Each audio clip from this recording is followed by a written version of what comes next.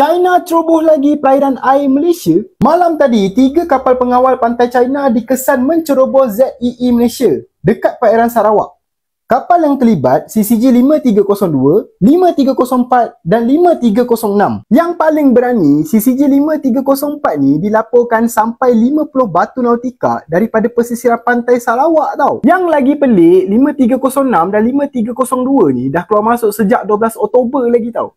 Dah macam tukar shift dah nak jadi. Lautan Malaysia dekat Natuna diceroboh atau dilewati oleh kapal Cina. Mari kita bahas. Sebelum kita bahas, jangan lupa like, komen, dan subscribe. Ke kawasan orang. Tapi kenapa China buat macam ni?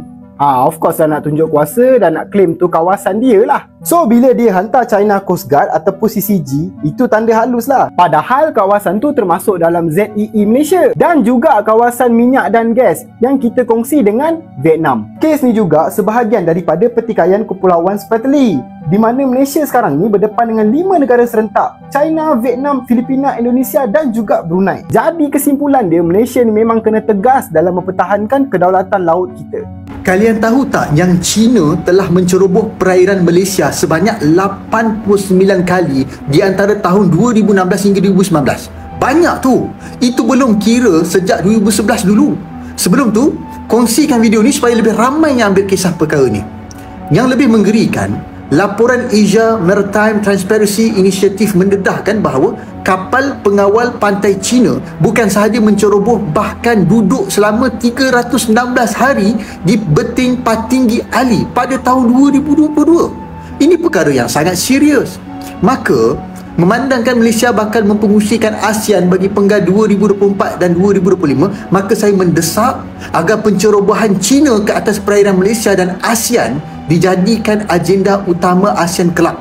Bahkan, saya tertarik dengan cadangan Majlis Tindakan Ekonomi Melayu Bersatu yang meletakkan 3 objektif utama yang perlu dibawa Malaysia di meja perbincangan ASEAN, iaitu berhubung kedaulatan maritim Laut Cina Selatan lah. Pertama, mencapai kesepakatan ASEAN dalam menyelesaikan tuntutan bertindih terhadap wilayah yang menjadi pertikaian. Kedua, memuktamadkan keperluan menyediakan kawalan sempadan maritim bersama, kerana kalau kita buat secara bersama dengan rakan-rakan ASEAN lain, maka ia akan jadi lebih kuat lah. Dan sudah tentu ianya boleh menghalang usaha mana-mana kapal asing menceroboh masuk dengan mudah. Dan ketiga, ASEAN perlu bersepakat untuk mendesak China menghentikan apa jua bentuk provokasinya ke atas wilayah-wilayah yang dipertikaikan atas dasar menghormati hak dan kedaulatan negara tetangga.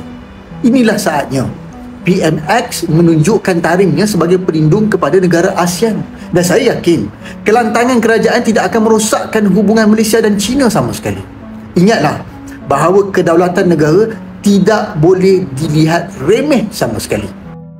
Baru-baru ini lautan Malaysia yang dekat Natuna Indonesia diceroboh atau dilewati oleh kapal skuad dari Cina. Sedangkan kapal Cina ini tidak berani melewati Natuna. Kenapa bisa terus berulang ya? Dan Malaysia malah nggak berani bertindak apa-apa. Sedangkan Indonesia kalau udah ada kayak gitu mungkin sudah siapkan kapal perang dan siap berperang melawan Cina. Tapi kenapa Malaysia malah diam-diam aja? Karena mungkin kontrak investasi yang besar ya, bikin Cina atau Malaysia ini diam dan tidak mau ambil pusing lah, biarin aja, ibarat seperti itu ya. Jadi baru-baru ini kapal Cina terus berulang melewati wilayah laut dari Malaysia.